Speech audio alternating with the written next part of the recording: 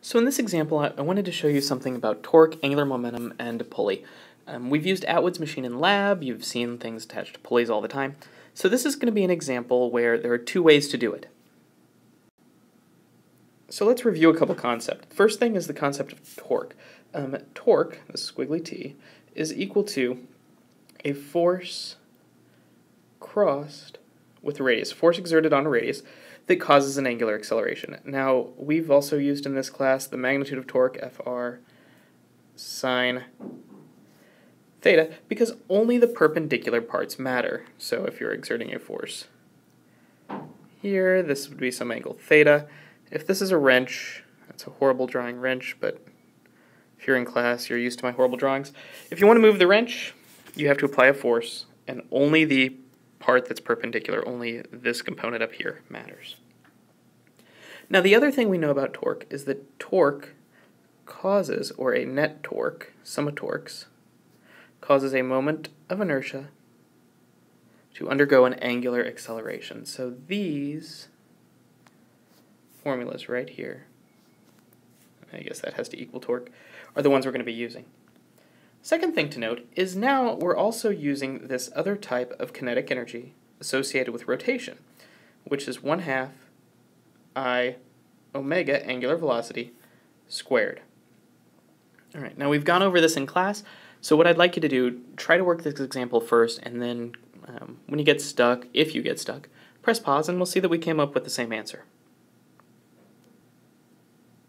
So in this example, we're hanging a mass from a pulley. We've done this a lot. Now, as you know, if I let go of this mass, it's going to fall. And I want to know how fast is it moving after it falls a distance of 3 meters.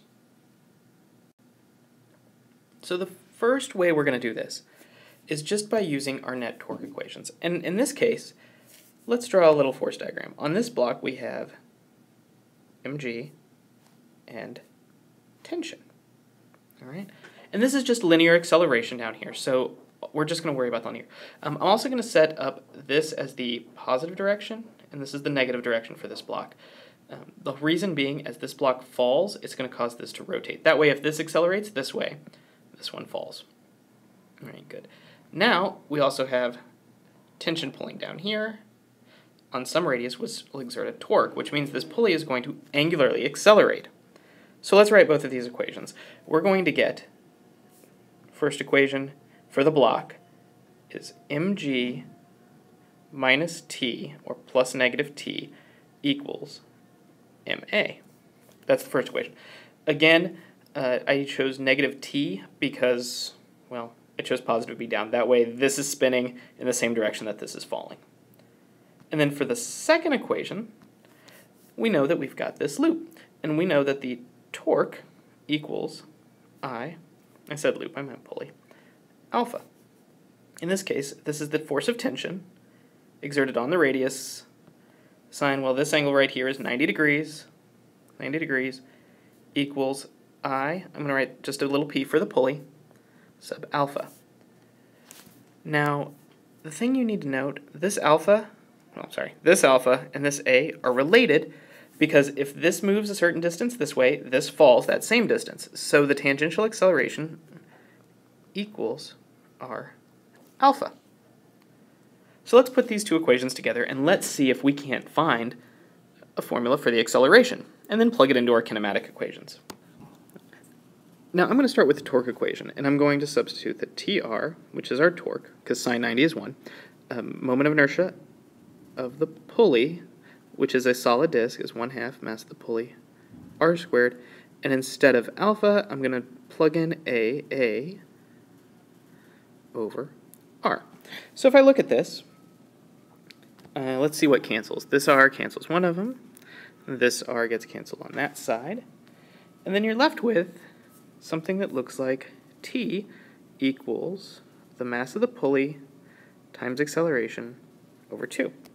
So just like any other substitution problem, let's plug this in over here, and let's get mass of the hanger times gravity minus mass of the pulley times acceleration over 2 equals mass of the hanger times a.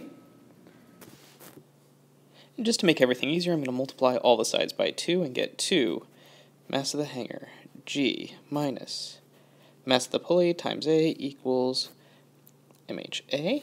Let's move 2, don't forget that factor 2. Move all of those over to one side, so you get 2 MH. When I say all those, I mean all of the accelerations, because that's what I'm looking for.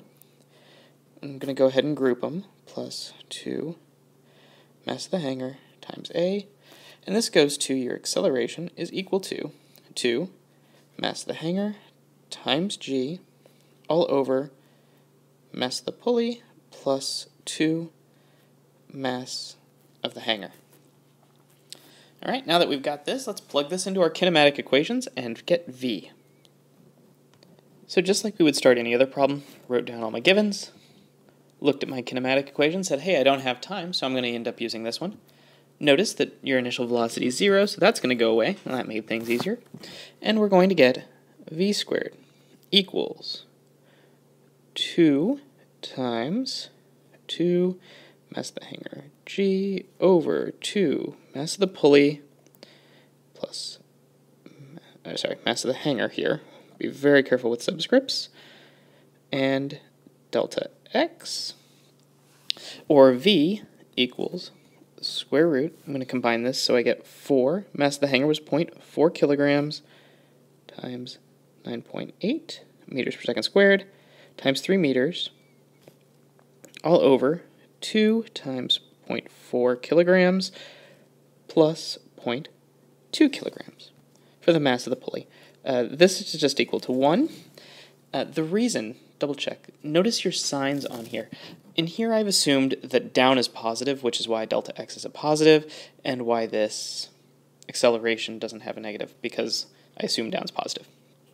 And then when you plug in all these numbers, you'll get that your velocity equals 6.86 meters per second. And we've just found the velocity of this falling mass. So this used kinematic equations and force equations and some torques equations. So all variants on Newton's laws. But there's another way you can do this. You can do this with energy. So let's take a look at that. What if I examine this problem with conservation of energy? So I wrote down the whole conservation of an equation just for fun. So work non-conservative, no outside forces. Is it moving at the beginning? Well, no, those go away. Is it at the ground at the end? So I'm going to call this y equals 0, so it has no potential energy final. There are no springs. So this will be our final equation. Now again, when you're doing this, just cut out everything that doesn't look like the equation you want. So moving on to the next part, we write this down.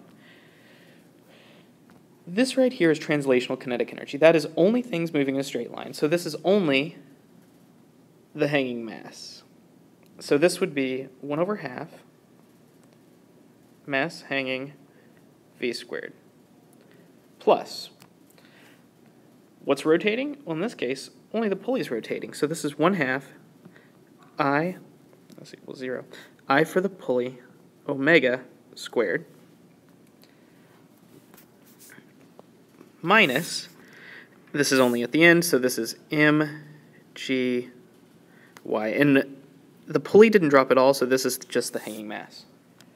So if we rearrange this equation, well actually before we rearrange it, let's look at this I for the pulley. It's a disk, so that's 1 over half mass of the pulley, r squared, and then omega is v over r squared. You'll notice really quick that these cancel out. This happens a lot, and one of the key points is to make sure that you're using either v's or omegas. Don't crisscross, just use one or the other. So in this case, I care about linear velocity, so that's the only one I'm using.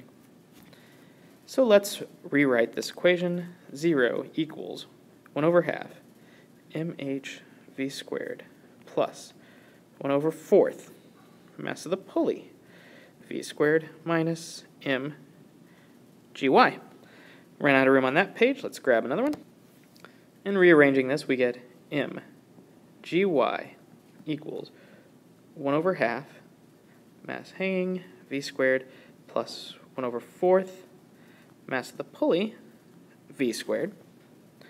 Move this around, and let's say mgy over 2. I'm just going to multiply everything by 2 equals v mass hanging plus 1 over quarter, 1 over half, sorry, mass of the pulley. Square root this, and we get that our final velocity equals, now if we look at this, this expression look familiar? Again, why it's easier to work with variables. This is exactly the same expression as I had before, which gives me the exact same answer of 6.86 meters per second. And there you have it, 2 ways to do exactly the same thing. Just like all physics problems, I'd probably go with the way that you find easiest and the way that you follow the best. Hope this was helpful, and I will talk to you later.